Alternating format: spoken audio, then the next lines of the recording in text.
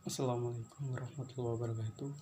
Perkenalkan, nama saya Midinai, program studi teknik budidaya perikanan.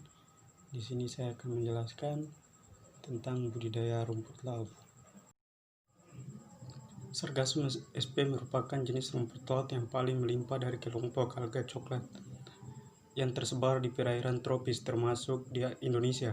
Lingkungan tempat tumbuh sargassum terutama di daerah perairan yang jernih dengan substrat dasar batu, karang mati, batuan vulkanik, dan benda-benda yang bersifat masif yang berada di dasar perairan.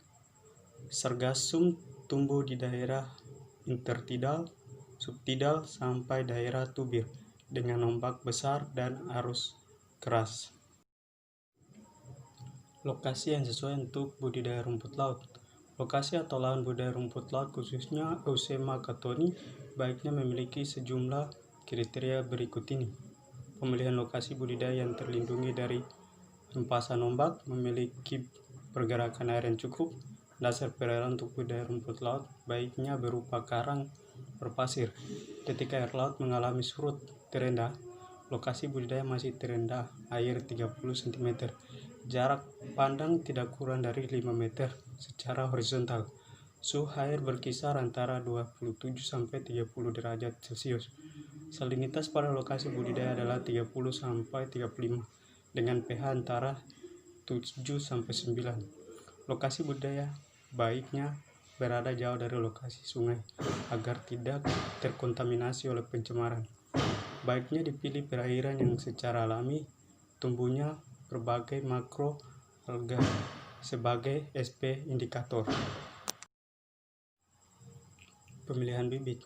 Bibit berasal dari talus yang muda, segar, keras, kenyal, dan tidak layu.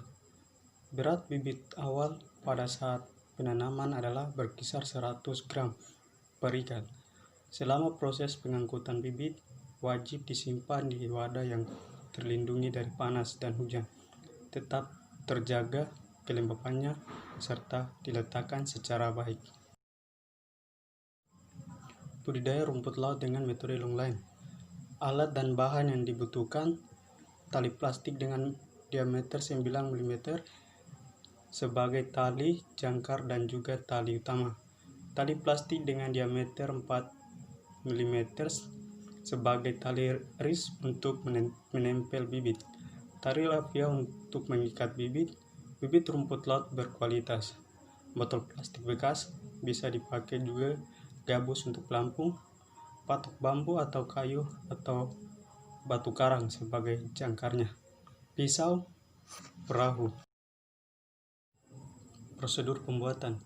Menyiapkan alat dan bahan yang digunakan. Tali ris sepanjang 30,5 meter dipotong sebanyak 15 potongan. Tali utamanya sepanjang 17 meter dipotong sebanyak 2 potongan. Tali jangkar dipotong dengan panjang yang disesuaikan dengan kedalaman perairan saat pasang tertinggi. Sediakan 4 potongan jangkar. Rentangkan 2 tali utama pada lokasi budidaya dengan posisi saling berhadapan dengan jarak 30 meter. Ikat tali jangkar pada kedua ujungnya yang sebelumnya telah diikatkan pada patok atau batu.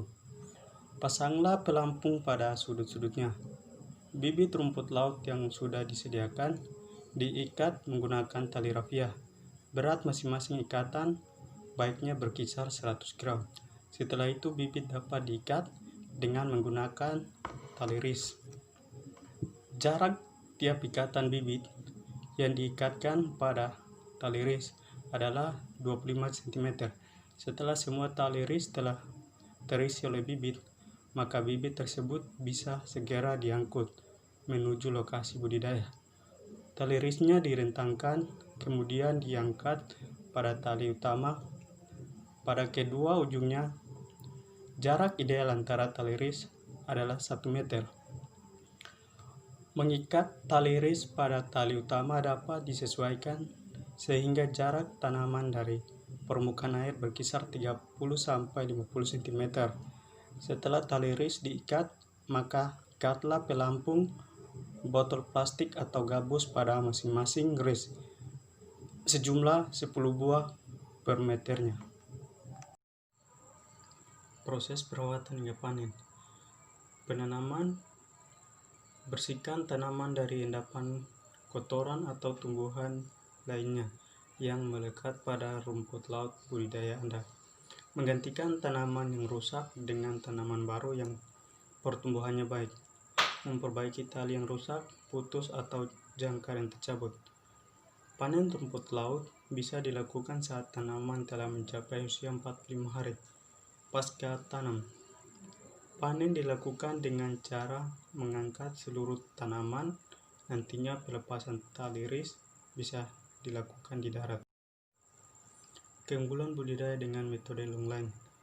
Tanaman rumput laut dapat menerima sinar matahari dalam kadar yang cukup. Tanaman bisa lebih tahan terhadap perubahan kualitas air, bebas dari serangan hama yang biasanya menyerang dari dasar perairan budidaya. Proses pertumbuhannya bisa berlangsung lebih cepat.